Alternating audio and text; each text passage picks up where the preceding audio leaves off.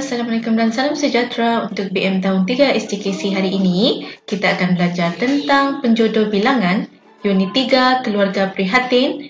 Tajuk kecilnya ialah Prihatinnya Keluargaku.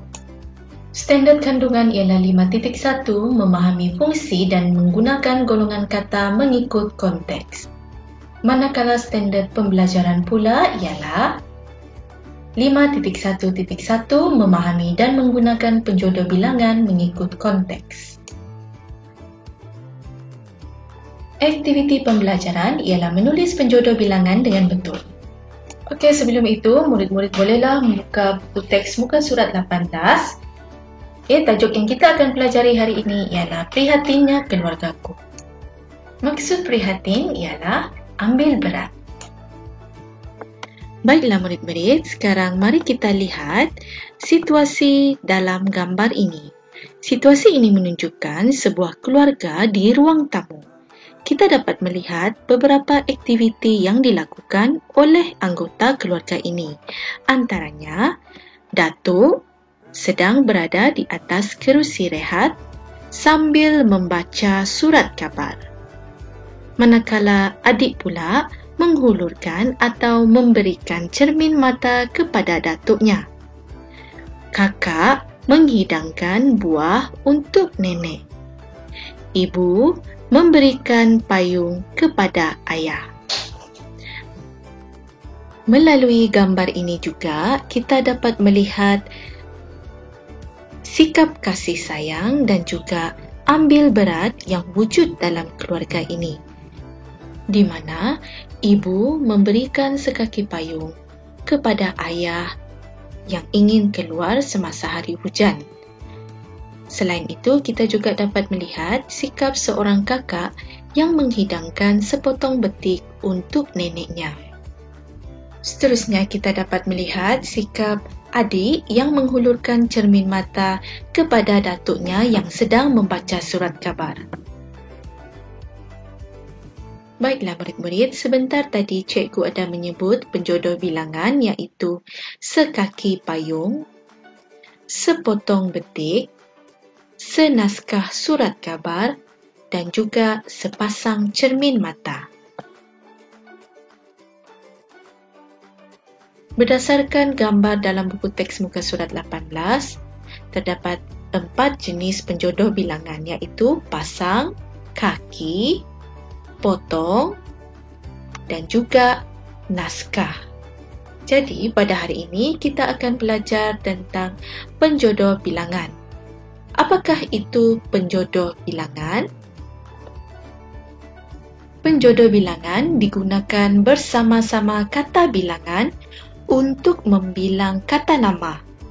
Kata nama di sini bermaksud orang, haiwan, makanan, tempat dan sebagainya. Kita lihat contoh di sini.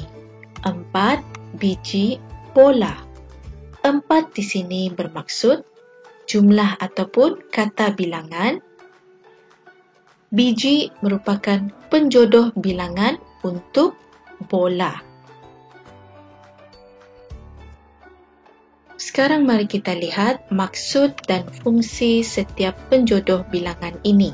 Naskah digunakan untuk bahan bercetak, contohnya surat khabar, buletin dan juga majalah.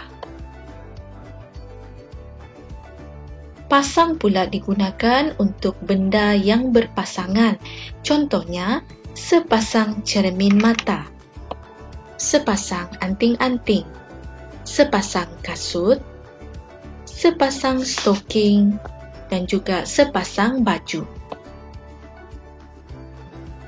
Potong pula digunakan untuk benda yang dipotong. Contohnya sepotong kek, sepotong roti, sepotong daging, sepotong kuih dan sepotong buah tembikai. Buah pula digunakan untuk benda yang besar, padu dan tidak mempunyai bentuk tertentu. Maksudnya, buah di sini boleh digunakan untuk benda-benda yang mempunyai pelbagai bentuk. Contohnya sebuah rumah, sebuah beg, sebuah kereta, sebuah kampung, sebuah jalan raya. Penjodoh bilangan kaki pula digunakan untuk benda yang bertangkai ataupun seolah-olah mempunyai kaki seperti payung dan juga cendawan. Seterusnya, penjodoh bilangan helai digunakan untuk benda yang nipis dan juga lebar. Contohnya daun, seluar, kertas dan juga baju. Penjodoh bilangan biji digunakan untuk benda yang kecil dan bulat. Contohnya sebiji bola, sebiji tembikar, 3 biji telur, 2 biji limau. Seterusnya, penjodoh bilangan utas. Utas digunakan untuk benda yang panjang dan dapat digulung. Contohnya tali, wayar, rantai dan juga jam. Seterusnya, penjodoh bilangan bilah. Bilah digunakan untuk benda tajam dan runcing. Contohnya sebilah pisau, sebilah kapak, sebilah keris dan juga sebilah gunting.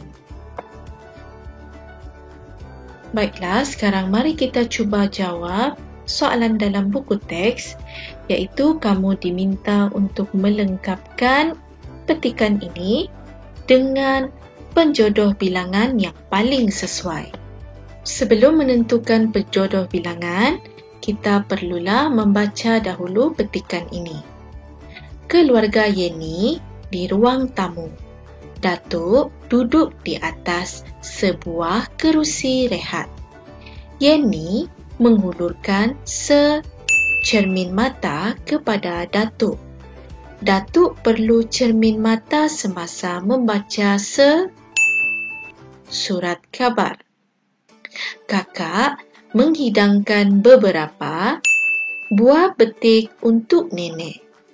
Ibu memberikan sepayung kepada ayah sebelum ayah keluar dari rumah. Sekarang mari kita isi tempat kosong dengan penjodoh bilangan yang paling sesuai. Untuk menentukan penjodoh bilangan, kita perlulah melihat benda ataupun orang yang digunakan bersama-sama dengan kata bilangan dan juga penjodoh bilangan. Di dalam petikan ini, kita dapat melihat cermin mata. Penjodoh bilangan yang sesuai untuk cermin mata ialah sepasang. Seterusnya, kita dapat melihat surat khabar. Penjodoh bilangan yang sesuai ialah senaskah surat khabar. Seterusnya, buah betik. Penjodoh bilangan yang sesuai untuk buah betik ialah beberapa potong buah betik. Seterusnya, payung. Penjodoh bilangan yang sesuai untuk payung ialah sekaki payung ataupun beberapa kaki payung. Baiklah, cikgu harap kamu faham dengan penjelasan cikgu tentang penjodoh bilangan sebentar tadi. Selamat belajar dan semoga video ini memberi manfaat kepada kamu. Semoga berjumpa lagi dalam kelas yang akan datang. Bye!